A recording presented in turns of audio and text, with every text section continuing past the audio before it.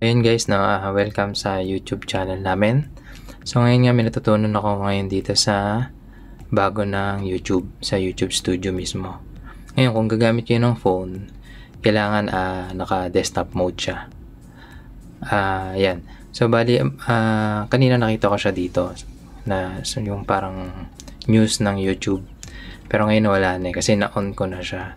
So ang tawag dito sa bago na to is super thanks. Kasama siya nung mga super stickers tsaka super chat.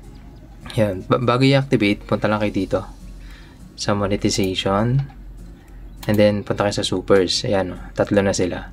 Before kasi ito lang super chat tsaka super sticker. Ngayon meron super thanks.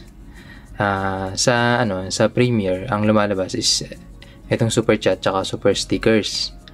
Pero after Premiere, pwede ka pa rin mag-share ng or magbigay ng appreciation sa mga gusto nyong videos. Gagamitin nyo naman is itong super thanks. Yun.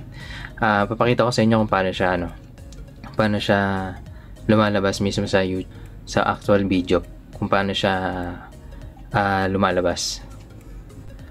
So bali pala kapag halimbawang nagbigay kayo or nag-send kayo sa super thanks, yung comment nyo na mapupunta dun sa actual video is mapupunta siya sa taas. Para siyang nakapin.